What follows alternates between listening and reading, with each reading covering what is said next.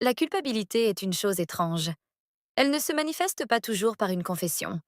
La plupart du temps, elle s'échappe par des actions qui n'ont aucun sens. Quand une femme est infidèle, elle pourrait ne jamais l'admettre. Mais au fond d'elle, elle sait qu'elle a franchi une limite. Et cette culpabilité, elle change la façon dont elle vous parle, vous traite et même vous regarde.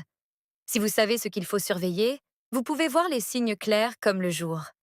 Voici 10 choses que les femmes commencent à faire lorsqu'elles se sentent coupables après avoir trompé, même si elles ne prononcent jamais les mots à voix haute. 1. Un comportement excessivement affectueux. Elle devient soudainement excessivement affectueuse. Au début, vous pourriez penser qu'elle est juste adorable. Plus de câlins, des SMS aléatoires avec « je t'aime ». Mais voici la vérité. Lorsque la culpabilité frappe, les gens essaient d'équilibrer la balance. Elle sait qu'elle a fait quelque chose de mal, alors elle surcompense par l'affection. Ce n'est pas toujours de l'amour. C'est parfois du contrôle des dégâts. 2. Acheter des cadeaux sans raison. Sortie de nulle part, elle vous achète des vêtements, des gadgets ou de petites surprises. L'infidélité peut déclencher une dépense de culpabilité, une façon pour elle de calmer sa conscience en vous gâtant. Ce n'est pas de la générosité. C'est sa façon de dire sans le dire. Je te dois quelque chose. 3. Un intérêt supplémentaire pour votre journée. Elle veut soudainement tout savoir. Comment s'est passé le travail? Qu'as-tu mangé? À quelle heure es-tu rentré à la maison? C'est une façon de couvrir ses traces en montrant une fausse proximité. Plus elle vous pose de questions, moins vous pensez à où elle a pu être. 4. Se montrer sur la défensive, face à des questions simples. La culpabilité rend les gens paranoïaques. Alors, lorsque vous posez une question inoffensive comme « Où étais-tu » ou « Avec qui étais-tu » elle réagit comme si vous l'aviez accusée d'un crime. Cette défensive ne vient pas de votre question. Elle vient de la réponse qu'elle ne veut pas donner. 5. Changement. Soudain de routine. Peut-être qu'elle cuisine le dîner plus souvent ou qu'elle regarde vos émissions préférées avec vous alors qu'elle ne s'en souciait jamais auparavant. Ces changements ne sont pas aléatoires. Ce sont des tentatives pour vous rassurer à nouveau, pour vous distraire de remarquer ce qui s'est réellement passé. 6. Vous donnez plus de liberté si elle était autrefois contrôlante ou jalouse et que maintenant elle dit soudainement « Sors avec tes amis, j'ai confiance en toi ». Ce n'est pas seulement de la gentillesse. C'est sa façon de soulager sa conscience. Si je peux tricher, peut-être qu'il le peut aussi. Et nous sommes quittes. 7. Protection excessive de son téléphone, puis arrêt. Juste après avoir triché, elle pourrait garder son téléphone comme si c'était un coffre-fort. Mais lorsque la culpabilité s'installe, elle pourrait faire le contraire. Elle le laisse traîner déverrouillé, espérant que vous ne voyez rien de suspect. C'est un acte pour rétablir la confiance, tout en priant pour que vous ne trouviez jamais ce qui a déjà été supprimé. 8. Augmentation des éloges. Soudain, vous êtes le meilleur homme de tous les temps ou le seul qui la comprenne. C'est la culpabilité qui parle. Quand quelqu'un vous trahit, il vous complimente souvent de manière excessive pour faire taire la partie de lui qui sait qu'il ne vous mérite pas. 9. Éclat. Aléatoire de tristesse ou d'anxiété. Vous la surprenez à fixer le vide, les yeux larmoyants ou l'air stressé sans raison. C'est la culpabilité qui la ronge. Même si elle accuse le travail ou le stress, son esprit rejoue ce qu'elle a fait et s'inquiète de savoir si vous le découvrirez un jour. 10. Aborder l'infidélité. Indirectement. C'est le signe le plus révélateur. Elle commence à faire de petits commentaires sur l'infidélité. Comment quelqu'un pourrait-il faire ça à quelqu'un qu'il aime? Ou elle parle avec dégoût de l'histoire de tricherie d'une amie. Elle ne fait pas que parler. Elle se confesse d'une manière sûre et déguisée. Conclusion. Quand une femme trompe et se sent coupable, elle ne s'éloigne pas toujours. Parfois, elle se rapproche, mais pour les mauvaises raisons. Elle essaie de masquer la blessure avant même que vous ne sachiez qu'elle existe. Si elle commence à faire toutes ces choses en même temps, c'est un signe que quelque chose s'est produit qu'elle a trop peur d'admettre. Saisis ma main. Il ne s'est pas rapproché. Il est juste resté là, respirant un peu plus profondément, laissant nos doigts se rencontrer comme deux personnes qui savaient exactement ce qu'elles faisaient, tout en prétendant le contraire. Depuis le salon, j'ai entendu mon mari rire doucement. Pas contrarié, pas alarmé. Presque sachant, l'homme devant moi s'est penché d'une fraction seulement. sa voix à peine audible. Si c'est mal, dis-moi d'arrêter. Je ne l'ai pas fait. Je ne pouvais pas. L'instant était petit, juste un frôlement de doigts, une respiration partagée, une proximité si subtile que personne n'appellerait cela un baiser de la bouche. Le silence entre nous semblait plus lourd que l'air tiède de la cuisine. Pas inconfortable, juste chargé, étiré comme un fil qu'aucun de nous ne voulait couper. Ses doigts touchaient encore à peine les miens sur le comptoir, le plus petit point de contact. Pourtant, il semblait que chaque battement de cœur dans la pièce passait par cette connexion. Et c'est là que le conflit m'a frappé. Loyauté contre désir, bien contre mal. Tout ce que je croyais, je ne le remettrais jamais en question. J'aimais mon mari. Ce n'était pas le problème. Mais rester là, à quelques centimètres d'un autre homme qui me regardait comme s'il avait retenu chaque émotion qu'il n'était pas censé avoir, a serré mon intérieur d'une manière qui ne semblait pas mauvaise. Cela semblait honnête. Trop honnête. Il a légèrement baissé la tête, juste assez pour que sa respiration frôle ma joue. « Tu trembles », a-t-il murmuré. « Je sais », ai-je exhalé. « Je ne sais pas quoi faire. » Ses yeux se sont adoucis, cherchant les miens. « Je ne veux blesser personne », a-t-il dit doucement. « Surtout pas lui. » Son regard a balayé vers le salon, puis est revenu vers moi. Mais chaque fois que j'essaie de m'éloigner de toi, j'ai l'impression de mentir. Mon cœur a palpité douloureusement. J'ai tellement essayé de prétendre que je ne percevais pas cela. « Et toi » a-t-il demandé, à peine au-dessus d'un murmure brut et ouvert. J'ai dégluti difficilement. Oui, le mot est resté suspendu entre nous, fragile et dangereux. Un rire doux a flotté depuis le salon.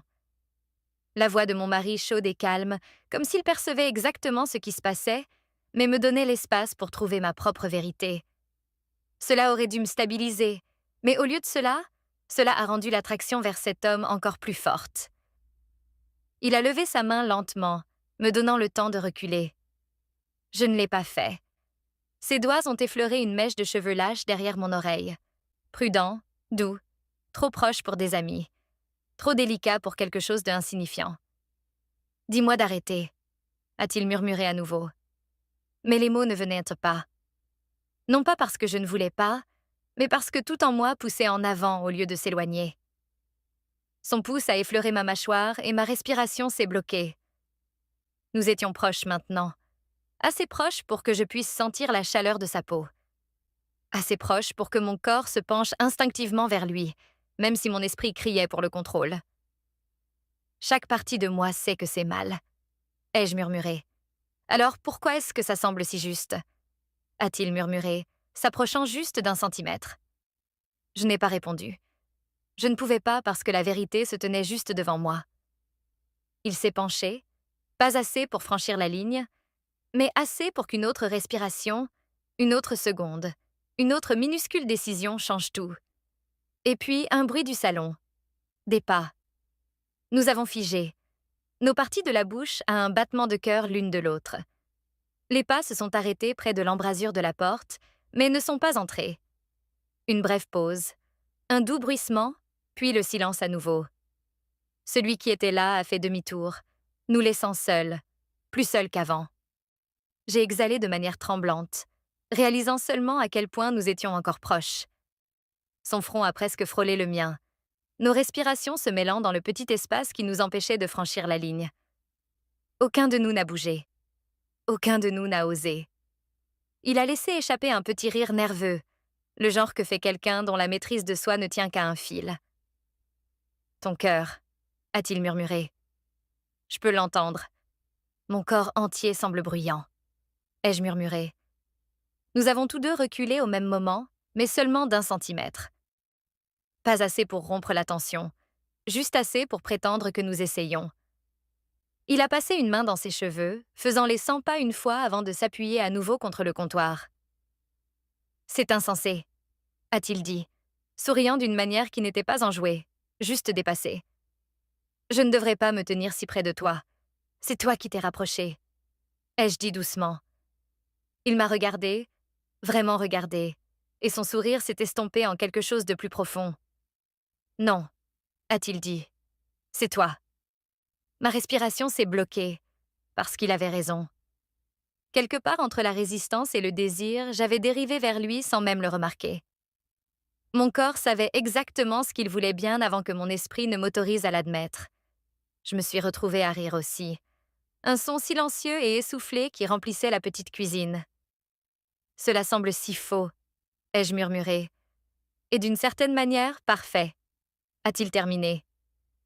Un silence lent et tiède s'est installé sur nous, celui qui attire deux personnes ensemble comme la gravité. Nous n'étions pas en contact physique, mais c'était comme si nous l'étions. L'air entre nous bourdonnait, vif et doux en même temps. Il a tendu la main vers un verre, mais sa main a frôlé la mienne à la place. Pas accidentel cette fois, plus lent, intentionnel. Ses doigts se sont enroulés doucement autour des miens avant de les relâcher, comme pour tester combien de plus j'autoriserais. Je ne me suis pas éloignée. Il s'est approché, pas pressé, pas imprudent, juste assez près pour que je puisse percevoir la chaleur qui émanait de lui. « Je ne sais pas comment arrêter de te désirer », a-t-il dit doucement. Sa voix se brisait presque, comme s'il avait retenu ses mots à l'intérieur trop longtemps. J'ai dégluti difficilement, ma propre voix à peine stable. « Je ne sais pas si je veux que tu arrêtes. » Sa respiration a tremblé. La mienne aussi. Nous sommes restés là, plus proches que deux personnes ne devraient l'être sans être en contact physique. Sa main planait près de ma taille. Les parties de ma bouche se sont ouvertes, mais aucun mot n'est sorti. La pièce semblait plus petite, plus tiède, vivante avec quelque chose qu'aucun de nous ne savait dompter. Il s'est penché lentement, douloureusement lentement, comme s'il me donnait toutes les chances du monde de reculer. Je ne l'ai pas fait. Et quand les parties de sa bouche n'étaient qu'à une respiration des miennes, le bruit d'une porte qui se fermait quelque part dans la maison nous a figés tous les deux. Nous avons gelé, suspendus dans un instant qui aurait pu tout changer. Juste un autre centimètre, une autre respiration. Mais nous ne l'avons pas franchi. Pas encore. La porte qui se fermait a faiblement résonné, et nous avons tous deux tourné la tête vers le couloir, essoufflés, alertes, coupables, sans avoir encore rien fait. Mais ensuite, quelque chose d'autre s'est produit. Quelque chose qu'aucun de nous n'attendait. Une voix, douce, familière. Sa femme. « Vous allez bien tous les deux là-dedans ?» Son ton n'était pas suspect, mais il n'était pas non plus désinvolte. Il avait cette douceur prudente que les gens utilisent quand ils connaissent déjà la réponse et attendent d'entendre un mensonge. Il s'est tendu. Je l'ai senti instantanément. La façon dont ses épaules se sont resserrées, la façon dont sa respiration a fait un accroc. Il l'aimait. C'était la partie qui rendait cela encore plus difficile. Il n'était pas là parce que son mariage était brisé. Il était là parce que quelque chose entre nous était impossible à ignorer. Il a répondu le premier. « Oui, ça va. » Mais sa voix était trop calme, trop stable, trop exercée. Elle n'est pas entrée, cependant. Au lieu de cela, elle a soupiré doucement et s'est éloignée, ses pas s'estompant. Et quand elle fut partie, il a fermé les yeux comme si sa voix venait de révéler une vérité qu'il avait évitée. Il s'est tourné à nouveau vers moi, plus lentement cette fois, ses émotions exposées d'une manière qu'il ne pouvait plus cacher. « Elle sait », a-t-il murmuré. J'ai senti un frisson courir le long de ma colonne vertébrale. « Que veux-tu dire ?»« Elle a remarqué il y a des semaines, » a-t-il dit, ses yeux cherchant les miens. « La façon dont je te regarde ? La façon dont tu me regardes ?» Mon cœur battait la chamade. « Elle a dit quelque chose ?» Il a secoué la tête. Non, pas directement. Mais elle a demandé si j'étais heureux. Et quand je n'ai pas répondu assez vite, elle a juste souri et a changé de sujet. Le poids de ces mots m'a frappé plus fort que la proximité entre nous. Ce n'était plus seulement une étincelle. C'était un feu que d'autres personnes pouvaient percevoir. « Et ton mari ?» a-t-il ajouté doucement. Il le voit aussi. Il savait avant moi. Un frisson m'a traversée. Parce qu'au fond, je savais que c'était vrai. Mon mari m'avait vu changer. La voix plus douce, les regards plus longs, la façon dont j'essayais trop fort d'agir normalement. Pourtant, il ne m'a jamais tiré en arrière, ne m'a jamais demandé d'arrêter, n'a jamais semblé blessé. Peut-être comprenait-il quelque chose que je ne comprenais pas? Peut-être savait-il que j'avais besoin de me sentir désirée d'une manière que je n'avais pas connue depuis longtemps. L'homme devant moi s'est approché, passant une main le long de sa mâchoire comme s'il menait une bataille perdue. C'est dangereux maintenant, a-t-il dit. Mais la façon dont il l'a dit sonnait comme une promesse, pas comme un avertissement. Est-ce que ça change quelque chose? Ai-je murmuré. Il a fait un pas lent vers moi, puis un autre jusqu'à ce que nos corps ne soient séparés que d'1 centimètre. Cette distance impossible qui nous empêchait de tomber. Ça devrait. A-t-il respiré? Mais ça ne change rien. Ses doigts ont effleuré mon poignet lentement, tremblant, désespéré. Cette fois, je n'ai pas caché le frisson que cela m'a envoyé. Il a soulevé ma main doucement, presque avec révérence, comme s'il partageait une connexion qu'il avait imaginée trop de fois. « Tu trembles encore » a-t-il murmuré. « Toi aussi » ai-je murmuré en retour. Le silence qui a suivi n'était pas vide. Il pulsait. Il brûlait. Chaque respiration entre nous semblait être le dernier moment avant qu'une tempête n'éclate. Il s'est penché, s'arrêtant seulement lorsque son front a rencontré le mien. Un contact doux, intime, qui a fait faiblir mes genoux. « On ne peut plus retenir ça » a-t-il murmuré. Et la vérité était simple. On ne pouvait pas. Pas avec tout autour de nous qui montrait enfin le coup de la résistance. Pas quand nos cœurs avaient déjà dépassé la ligne que nos corps avaient peur de franchir. Pas quand la prochaine respiration, le prochain battement de cœur était la seule chose qui nous séparait. Et puis nous avons bougé en même temps. Au moment où nous avons bougé ensemble sans hésitation, on aurait dit que l'air lui-même s'ouvrait. Il n'y avait plus de distance, plus de pas prudents, plus de prétendre que nous résistions à quelque chose de plus fort que nous deux. Ses mains sont venues à ma taille, lentes mais certaines, comme s'il avait passé des semaines à imaginer ma forme, et avait finalement la permission d'établir un contact physique. Ma respiration s'est bloquée et j'ai perçu mes doigts glisser sur son intérieur, trouvant sa chaleur comme si mon corps connaissait déjà le chemin. Quand il m'a tiré plus près, ce n'était pas précipité. C'était inévitable. Les parties de notre bouche ne se sont pas encore rencontrées, mais tout le reste l'a fait. Son front s'est pressé contre le mien à nouveau, plus fort cette fois, sa respiration chaude et instable. « J'ai voulu ça si longtemps » a-t-il murmuré, la voix brisée par le soulagement. « Je sais » ai-je respiré. « Moi aussi. » Et puis c'est arrivé. Pas un baiser de la bouche, mais quelque chose qui semblait étrangement plus personnel.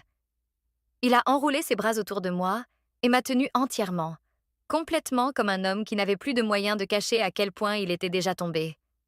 Ce n'était pas de la luxure, ce n'était pas une impulsion. C'était quelque chose de plus profond, brut, terrifiant. J'ai senti son battement de cœur contre mon intérieur. Fort, rapide, désespéré. Et soudain, le revirement nous a frappés tous les deux en même temps. Ce n'était plus seulement du désir. Il tombait amoureux de moi. Et moi, sans le vouloir, j'avais commencé à tomber amoureuse de lui aussi. Il a reculé juste assez pour regarder dans mes yeux, cherchant quelque chose qu'il avait peur de dire à voix haute. Son pouce a effleuré ma joue, lentement et tendrement, et il n'y avait plus de retour en arrière. Maintenant, ce n'est pas un moment, a-t-il dit doucement. C'est plus. Les mots m'ont frappé plus fort que la proximité. Plus que flirter, plus que curiosité, plus qu'une étincelle. Il me disait que si cette ligne était franchie, rien ne serait simple. Après, j'ai ouvert la bouche pour parler, mais le bruit de pas discrets est revenu cette fois plus proche. La silhouette de mon mari est apparue dans l'embrasure de la porte, mais il n'a pas interrompu. Il a juste regardé pendant 1 seconde avec une expression que je ne pouvais pas lire. Pas jaloux, pas en colère, quelque chose d'autre, quelque chose d'acceptant, quelque chose de sachant. « Est-ce que ça va » a-t-il demandé doucement. J'ai dégluti. « Oui, je crois que oui. » Il a hoché la tête une fois lentement, comme s'il donnait la permission non seulement au moment, mais à la vérité que j'avais évitée. Et puis il nous a laissés seuls à nouveau. L'autre homme s'est approché, le dernier centimètre disparaissant enfin. « C'est réel » a-t-il murmuré. « Dis-moi que tu le sens aussi. » Ma voix a tremblé. « Je le sens. » Les parties de notre bouche planaient, à peine une respiration séparée. Chaleur, respiration, envie, besoin. Tout s'alignant finalement en une attraction imparable. Nous étions juste là, juste au bord. Un battement de cœur de franchir tout ce que nous pensions ne pas faire. Et cette fois, aucun de nous n'a reculé. Le moment est finalement passé. Non avec le chaos, non avec la confusion, mais avec une douceur à laquelle je ne m'attendais pas. Quand les parties de notre bouche se sont finalement rencontrées, ce n'était pas précipité ou imprudent. C'était calme, tiède, plein de tout ce que nous avions retenu. Un baiser de la bouche qui ressemblait à une respiration que nous avions tous deux attendue des semaines pour exhaler. Il n'était pas bruyant. Il n'était pas désespéré. Il était réel. Et cette vérité nous a frappé plus fort que le baiser de la bouche lui-même. Quand nous nous sommes lentement éloignés, son front s'est à nouveau reposé contre le mien. Nous respirions tous les deux comme si nous venions d'entrer dans un monde dont nous ne pourrions jamais sortir. Ses mains sont restées sur ma taille, douces mais réticentes à lâcher, et je ne voulais pas qu'il le fasse. Pendant un long moment, nous n'avons rien dit, juste écouté le battement de nos cœurs dans la cuisine calme. Puis il a murmuré « Est-ce que ça va ?» J'ai ouvert les yeux et je l'ai regardé. Vraiment regardé. L'émotion dans ses yeux n'était plus seulement du désir. C'était quelque chose de plus profond, quelque chose qu'il combattait depuis trop longtemps. « Oui », ai-je dit doucement, pour la première fois depuis longtemps. « Oui ». Il a exhalé, son pouce effleurant ma mâchoire comme s'il mémorisait ma forme. Alors je ne le regrette pas. Mon intérieur s'est serré. Moi non plus. Mais il n'y avait pas que nous. Il y avait aussi les gens qui nous aimaient. Alors, lorsque nous avons reculé un peu, nos doigts toujours entrelacés, nous savions que la nuit avait tout changé, non d'une manière destructive, mais d'une manière qui nous forçait à regarder la vérité que nous avions évitée. Nous sommes retournés au salon ensemble, plus lentement, plus calme. Mon mari a levé les yeux, son expression douce, presque soulagée. Ses yeux m'ont dit tout. Il savait que ce moment arrivait. Il n'était pas en colère. Il n'était pas choqué. Il me regardait simplement avec une tendresse qui m'a surprise. « As-tu trouvé ce dont tu avais besoin ?» a-t-il demandé doucement. Je n'ai pas répondu à voix haute, mais il l'a vu dans mes yeux. Plus tard, quand la nuit s'est installée et que tout le monde est passé dans différentes pièces, je me suis retrouvée debout avec un homme qui avait changé quelque chose en moi pour toujours. La tension avait disparu maintenant, remplacée par quelque chose qui semblait stable, réconfortant, réel. Il a pris ma main, la portant aux parties de sa bouche dans un lent et tendre baiser de la main qui semblait beaucoup plus personnel que tout ce qui avait précédé. « Je ne sais pas où cela va », a-t-il dit à voix basse, « mais je veux le découvrir avec toi. » J'ai souri, un petit sourire honnête. Moi aussi. Nous sommes restés là dans le couloir, le monde calme autour de nous, sachant que la nuit était terminée, mais que quelque chose de nouveau venait de commencer. Une connexion que nous ne pouvions plus nier. Une tendresse qui est restée tiède même après la fin du moment. Une histoire qui valait chaque seconde. Danse adaptative lancée. Ballet en fauteuil roulant. Claquettes assises. Inclusif. Révolutionnaire. Publier un mémoire. Notre histoire. Brut, honnête. Bestseller. Tournée de livres à guichets fermés. Il s'est joint via Zoom, a charmé les publics. Les redevances t'ont financé plus de bourses. Anniversaire 25. Jardin encore. Belvédère renforcé. J'ai porté une robe argentée. Il costume depuis sa chaise. Vœux chuchotés. Enfants entourant danse virtuelle. Étudiants du monde entier rejoints en direct se déplaçant en synchronisation. Vague d'amour mondial. Les pertes sont venues. Divorce de Sarah. Nous avons soutenu, conseillé. Le décès de ma mère. Il m'a tenu la nuit. Tante Linda s'est excusée des années plus tard. Nous avons pardonné. Tarte partagée. Centre communautaire construit en notre nom. Danse, art, programme pour personnes âgées. Tom a coupé le ruban depuis son scooter, sourire large. Nuit plus calme, lecture près du feu, mains jointes. Il a enseigné la patience. J'ai enseigné la résilience. L'amour a mûri comme le vin. Viral à nouveau. Vidéo de lui enseignant à sa petite fille en bas âge à soulever le swing depuis sa chaise. Des millions d'émus. Commentaires. Objectif de relation. J'écris ceci. Son rythme respiratoire doux, moniteur bipant régulièrement. 92 ans fragile mais féroce, moi, 52 ans plus forte. Plus douce héritage demeure dans chaque pas enseigné. Chaque cœur touché, studio marque mondiale. Les enfants de Lily apprenant les pas. Je consulte Mentor Voyage. Moins Home Base. Notre balançoire de Porsche de jardin sacré. Petits-enfants, 15 arrière-petits-enfants, 3 maisons. Éclatantes vacances, traditions superposées, mes livres lus, ses histoires racontées, récital de danse obligatoire.